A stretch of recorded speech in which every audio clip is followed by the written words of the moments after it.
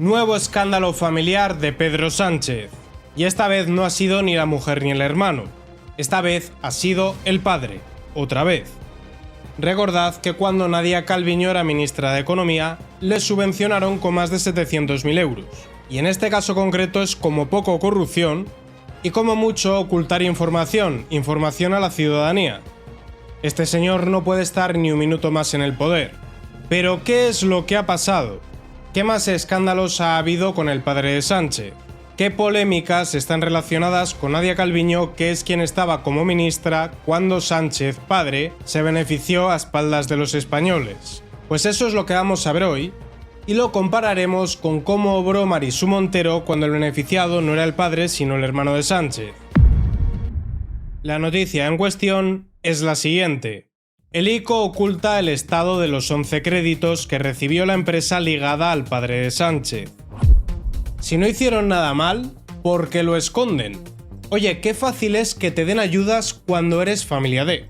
Uno pensaría que ya que son fondos públicos y este señor es el padre de quien es, habría un interés general en conocer los detalles. En el ICO no lo ven así.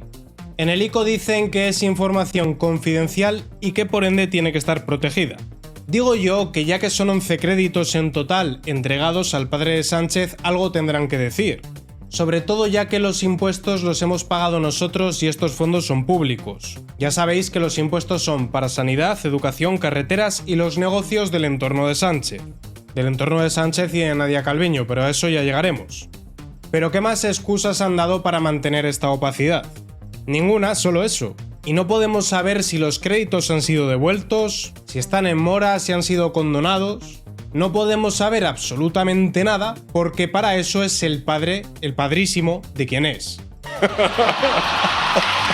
Irónicamente, cuando el PSOE estaba en la oposición hablaba de transparencia. Y ahora entendemos también por qué hablan de maquinaria de fango y de bulos. No les interesa que se exponga el favoritismo del Estado para con la familia de Sánchez. Pero es que esto viene de muy atrás. Al poco tiempo de llegar Sánchez al poder, le entregó 701.000 euros a la empresa que explota el negocio de sus padres. Y aquí uno diría, bueno, la empresa es del padre, pero la gestiona otro. No, eso no funciona así. El empresario que explota el negocio de los padres de Sánchez. Cada mes le pago al padre del presidente. De lo que uno deduce, yo te pongo a ti de títere, te entrego subvenciones y parte de ese dinero me lo devuelves en concepto de arrendamiento.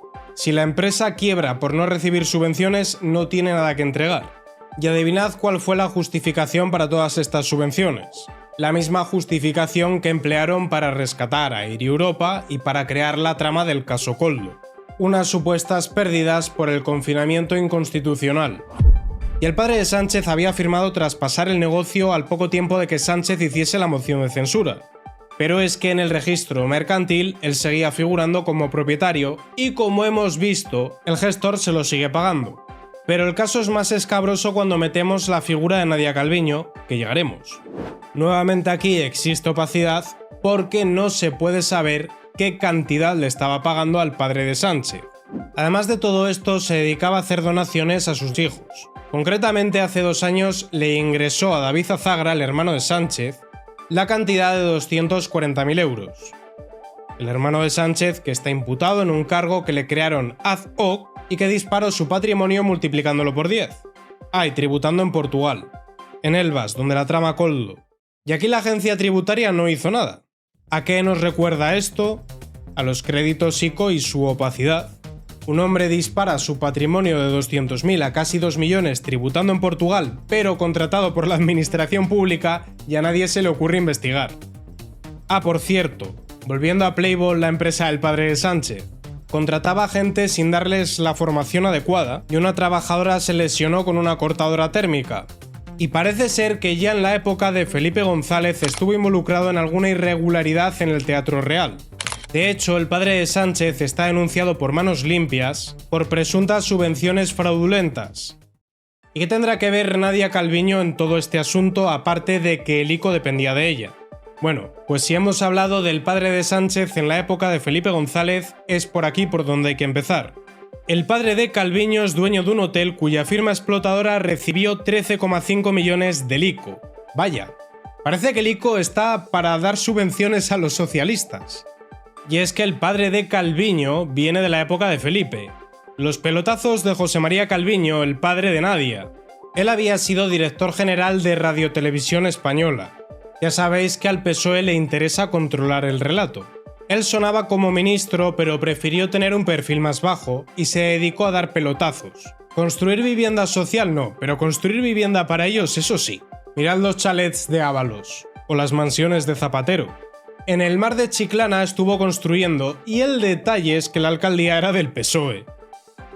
Y ahora volvemos a la noticia de la empresa del padre de Sánchez.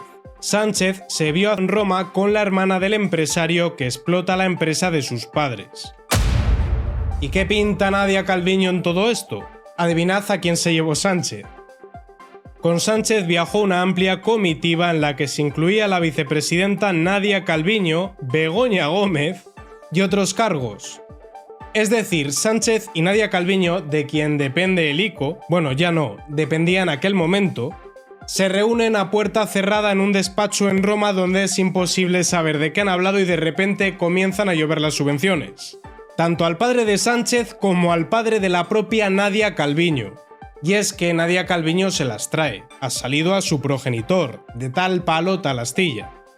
Nadia Calviño colocó a su hijo recién licenciado en un banco europeo del que es gobernadora.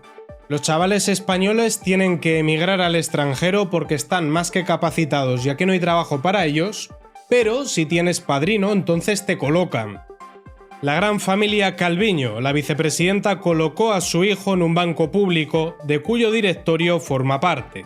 No queda aquí la cosa, recordaréis aquel rescate que nos lo vendieron como fondos Next Generation. Mentira, es deuda que hay que devolver. El marido de Calviño repartió fondos europeos entre las pymes pese a tener deudas con la administración. Dicho de otra manera, yo doy las subvenciones pero tienes que contratar con mi marido. El tema aquí es que esas deudas de casi 1 millón de euros inhabilitaban a esa empresa para gestionar fondos europeos. Pero no pasa nada. Si vemos que la deuda es de 852.000 euros, las ayudas de Calviño rescataron a la empresa de su marido tras una década de pérdidas. Calviño inyectó 963.000 euros a la empresa de su marido. Y todavía le sobran 100.000 euros. Y a esta nos la vendían como una tecnócrata muy preparada y además la parte buena del PSOE, porque ya sabéis que los medios nos hablan de un PSOE bueno. Pero las fechorías de Calviño, responsable de lo que estamos viendo del ICO, y por cierto también estuvo presente en el rescate Air Europa, a los que financiaban a Begoña Gómez a través de su filial Guacalúa, también colocó a su marido y le hizo un cargo ad hoc. Así se preparó el enchufe al marido de Nadia Calviño. Las actas ocultas, mira, como los préstamos ICO que recibe el padre de Sánchez, con todos los nombres que participaron. Y lo único que queda claro aquí, entre tanto secretismo, es que esta gente ha venido a robar. Unas vienen de familias de socialistas, otros vienen del mundillo de las saunas. Lo que les une es llenarse los bolsillos a nuestra costa. El detalle es que aquí, por un lado, se han llevado nuestro dinero que nos cobran con impuestos, y por el otro, nos han endeudado para llevárselo también. Dicho de otra manera, es que vamos a tener que seguir pagando en el futuro para que esto se lo lleven caliente ahora. Y lo que te rondaré. Pero el malo es Ábalos, los otros son santos varones.